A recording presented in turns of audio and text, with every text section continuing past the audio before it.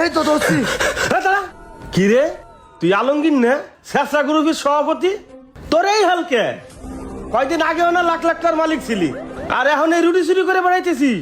কিরে আলমগীর, তোর কি মনে পড়ে এই কয়দিন আগেও না তুই আমার সাথে কি খারাপ ব্যবহারটা করছিস? শোন, আল্লাহর মা দুনিয়ার ভাই, একটু মনে করে দেখ দেশের যে অবস্থা, এমনি বেচা কিনা নাই, এতে কি পোলাটার স্কুলের বেতন দেওয়া লাগবে?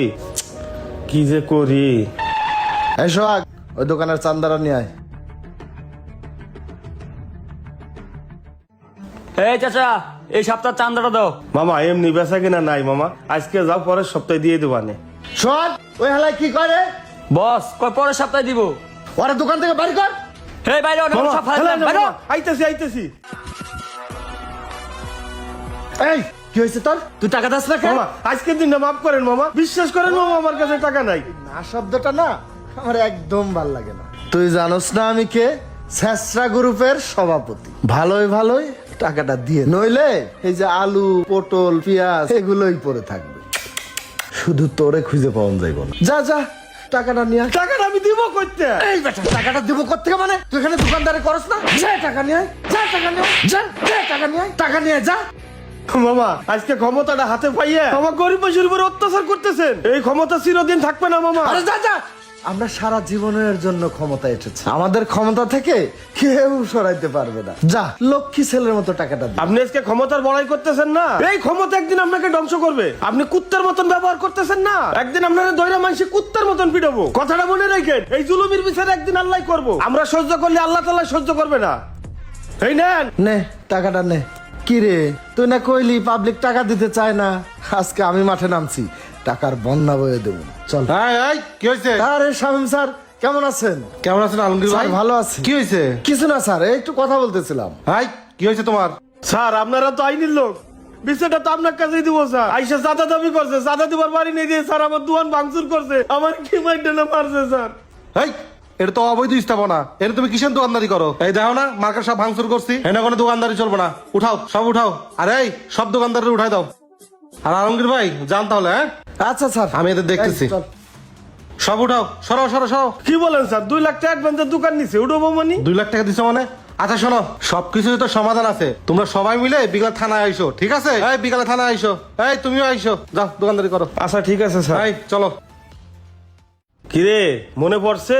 শোন আলমগীর, টাকা পয়সা ধন সম্পদ ক্ষমতা কারো চিরস্থায়ী না। শোন, এতদিন যে তুই মানুষের সাথে খারাপ ব্যবহার করছিস, এখন মানুষ তো তোরে তাই ফেরত দিব। সময় আছে, দিন থাকতে পালা। পুরোটা হিসাব কিতাব বাকি আছে। শোনেন আমার কথা, শোনেন। ছাড়েন ছাড়েন। কি কোন? ওরা সাইড দিবানি? ওদের জন্য আজ কতটা বছর ঘরে শান্তিতে ঘুমাইতে পারি না। ওদের জন্য আজকে আমার ব্যবসা বাণিজ্য টাকা পয়সা সব ধ্বংসের পথে। আমার বাপে ওদের জন্য আজকে ঘর ছাড়া, আমার বাপের প্রত্যেক সম্পত্তি আজকে আমি বুক করে খাইতে পারি না। আর আপনি কোথাছেন ছেড়ে দিতে? হ্যাঁ ভাই, আপনি জানেন না আমাদের এত ধন সম্পত্তি টাকা সত্ত্বেও যেখানে যাই মানুষের লাঠি উষ্টা খাই, একটা কথা বলার স্বাধীনতা ছিল না। আর আপনি কোথাছেন ছেড়ে দিতে? ওই আসিফ মার। হ ভাই, আপনি ঠিকই কইছেন। আজকে ওরা মারলে কোনো হিসাব হইব না। ওরে আজকে পিটিয়ে মেরে মার, মার। এই, দাঁড়া। কিরে, তুই সোহাগ না? তুই নেই আলমগীরের সাথে একটা চাঁদাবাজি করতি? হ্যাঁ, তুই আমার তো চলে আইছ। ও, যে দেখছো দল ক্ষমতা নিয়ে দল চেঞ্জ করছস, পোল্ট্রি ফেলাইছস, এখন তার ইনকাম নাই। আর ভাই আপনারা কিসের কাম করতেছেন? শুনেন, আপনারা এই ধ্বংসের রাজনীতি বাদ দেন। আপনাদের এই ধ্বংসের রাজনীতির কারণে আজকে আপনাদের এই অবস্থা। আপনারা আগে যা করছেন উনিও তো তাই করছে, উনি যা করছে আপনারাও তাই করতেছেন। ভাই এরকম করলে গ্যাঞ্জাম তো আরো বাড়বে। এই যে কাকাই কিছুক্ষণ আগে একটা কথা বলছে না, যে ধন সম্পত্তি ক্ষমতা এগুলো চিরস্থায়ী না। কথাটা সবসময় মাথা রাখবেন যে ক্ষমতা চিরস্থায়ী না। আজকে আপনারা রক্তারক্তি করবেন, মারামারি করবেন, কতদিন ক্ষমতা এসে হে আবার আপনারা মারবো, হ্যাঁ আবার আপনাকে ঘরছাড়া করবো। এর সমাধান কি? এমন রাজনীতি করেন আপনারা ঘরে ঘুমাইতে পারেন না, এমন লুটপাট করেন যে নিজেকে সম্পত্তি নিজেরা লুটপাট করতেছেন। এই যে কয়দিন আগে জায়গায় জায়গায় ভাঙচুর করছেন, আগুন জ্বালিয়েছেন, লুটপাট করছেন, তাদের সম্পত্তি নষ্ট করছেন, আমাদের সম্পত্তি নষ্ট করছেন, আমাদের কর দেওয়ার টাকা সম্পত্তি আপনারা নষ্ট করতেছেন, আপনার ভাইয়ের সম্পত্তি আপনি নষ্ট করছেন, আপনার বাবার সম্পত্তি আপনি নষ্ট করতেছেন। এই ধ্বংসের রাজনীতি করে আপনাদের লাভ কি? এই এক একটা টাকার খেসারত আপনাদের কি দিতে হবে?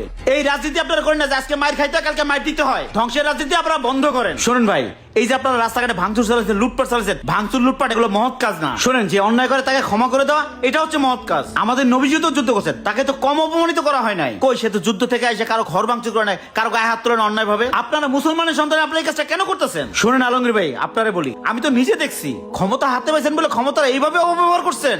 এই রাস্তাঘাটে সবজিওয়ালা নাই, রিক্সাওয়ালা নাই, সবারই আপনি হাত তুলছেন। ভাই আপনি যে বাবার গায়ে হাত তুলছেন, তারও তো সন্তান আছে, সেই সন্তানের কি খারাপ লাগে নাই? একবার কি ভাইবা দেখছেন? শোনেন ভাই, মৌচাকে ঢিল মারলে একদিন তো তার কামড় আপনারা খাইতে হবে। এই যে তার ফল ভোগ করতেছেন, কয়দিন আগে আপনার লাখ লাখ টাকা সম্পত্তি ছিল, আজকে বাড়ি ছাড়া, ঘর ছাড়া, রাস্তায় খাবার টোকাই বেরোতেছেন, পলাই বেরোইতেছেন। আর একটা কথা বলি ভাই, এটা রাগের কথা না, বুঝের কথা। বর্তমানে বাংলাদেশের পরিস্থিতি দেখা আপনাদের শিক্ষা নেওয়া উচিত যে ক্ষমতা থাকলে ক্ষমতার অপব্যবহার করা ঠিক না। এই যে দেখেন, প্রমাণ তো আপনার সামনে।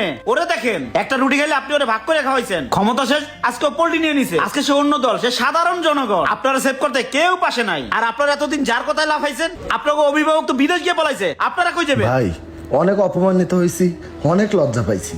আমি আর কখনো মানুষের সাথে খারাপ ব্যবহার করব না। ভাই আমাকে আপনারা ক্ষমা করে দিয়ে আমাকে ভালো হওয়ার একটা সুযোগ দেন ভাই। ভাই যতদিন বেঁচে থাকবো আর কোনো দলের চামচামি করব না ভাই। ওই আসিফ আয়।